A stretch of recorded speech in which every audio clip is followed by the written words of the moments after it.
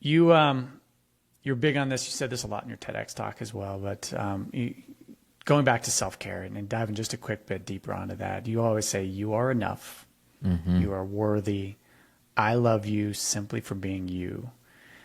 So that's really the ethos of what you have come away with, as I understand it, Reggie, from you getting into therapy, from you asking for help, to be able to say, all right, I got this little kid that I used to be that didn't get what I needed. I'm going to help that little kid out so that he or she can move forward in a better path. Talk to me a little about your self-care approach to life and why we should really start to pursue it.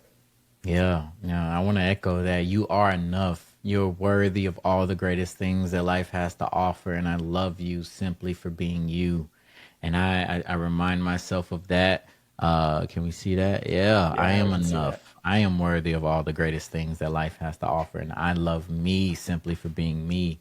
And I think first I want to explain that because I think people, especially when you haven't had the awareness or understanding, like when I say you are enough just as you are without the dollars in your bank account. You're enough just as you are without having provided the life that you wanted to provide for your family. You are enough simply because you exist. And so that is a message that we as men, as providers, as protectors, as all these different things, like we don't get told that message. When you look out into the world, there is an ideal man and we don't somehow live up to that. So we don't feel like we are enough. And so I want to remind you that you are.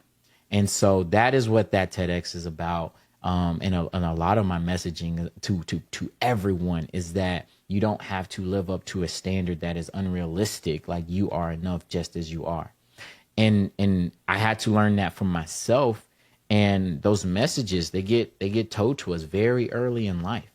It's not and it's hard, right? Because there's duality, there's complexity in it all because competition fuels so many good things in sports and all of this. Grades, right? Going after that A, it helps to build something in a person. It helps to develop character and build resilience and work ethic and all of those things. But when the standard is, I just am not enough to get there. I'm not successful enough. I'm not pretty enough. I'm not, handsome enough, whatever it may be. It then creates a cycle of shame for us. And so there's a form of therapy called inner child healing. Some people may refer to it as parts work or IFS, internal family systems. That is a type of therapy that I've gotten into. And it is meeting that younger version of me that started to develop those stories and narratives about himself, that he was abandoned, that he wasn't loved, that he wasn't, cared for, and rewriting those narratives and showing up for that little boy. Like I wish the adults around me had shown up. And so that is one that I think is huge. But I think self-care is not necessarily the pampering and things that is often marketed toward women, like spa treatments and things like that. Like that is a form of self-care. But when I talk about self-care, I think about look at the places in your life where you abandon yourself, where you know that in this moment right now, I need to say no to that task, to that engagement, to that whatever, but I say yes anyway because it's going to mean something for somebody else. You've abandoned yourself. Now, how can you in that moment say, no, I need to take care of myself? Saying no in this particular moment is going to help me to show up better for somebody else in life later on in life. It's going to help me to connect with myself and help me get the restoration that I need for my body, for my mind, for my soul. And so I think that piece is more so when I see self-care, when I see people abandoning themselves, that intuition that is playing in their head. You're showing up for people who there's something about it. You're like, I can say no to this. I can resign from that engagement or that board or that like I have to in order to show up fully for myself. I think there are so many ways of doing this on a daily basis and really caring for ourselves. I mentioned meditation, and I think often we have this misconception that meditation is like blankness up here, like there's nothing. I'm gonna rid my mind of all the things, and I mean, our minds are trained to think, like that's what they do. It's all about, day. like for me, meditation is about being aware of where my mind goes. So if I'm just sitting there in quiet, in peace and quiet, and I realize that I'm thinking, what if a fire jet hit that plane, or hit that building, and then this bird ate a snake, and like all these violent things, I'm just gonna notice it. I'm not gonna judge it. I'm just gonna notice it. Oh, my mind is very violent. Or if I see people walking and I have this suspicion that that person is unfaithful to that person and that person's gonna backstab that. What does that say about me?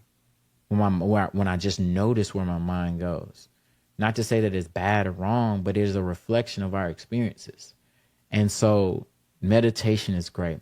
I love yoga, and I do hot yoga, which is a form of workout. And that's why I got into it. I wanted a workout that was different than the gym, that was, from football, pounding my muscles and pounding my joints. That hurt. And so I needed something to balance that out. And yoga, I found yoga, or yoga found me.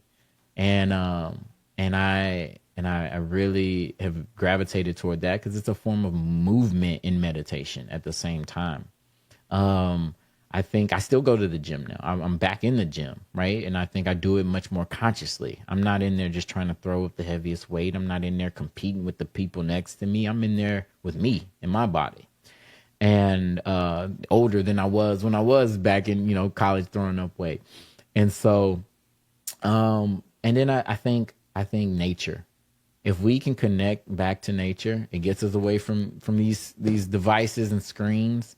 But it also helps to restore our nervous system in a way that I don't think anything has for me personally, other than being outside in nature, away from the technology that we've grown so accustomed to.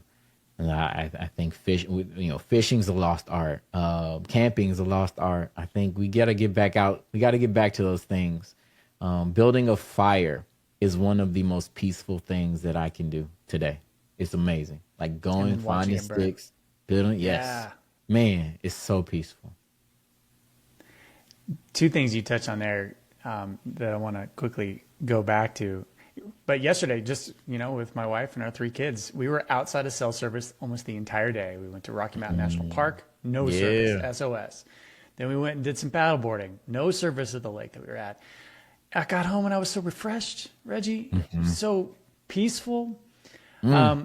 But 2 things that you quickly mentioned there, meditation for one. I talk about meditation a ton on this channel. I agree with everything you just said. And meditation, and that's the essence. Everybody thinks, Dad, it's not woo-woo.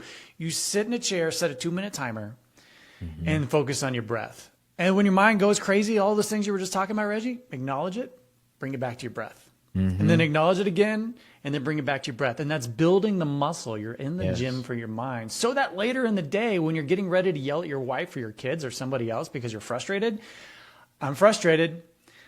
Let me take a breath. Let me shake up my hands. Let me drop my jaw. And let me answer in a more authentic, purposeful manner. So yeah, meditation, I couldn't agree with you more on. And then, you alluded to it. And the word that I picked out through all of your discussion is contentment.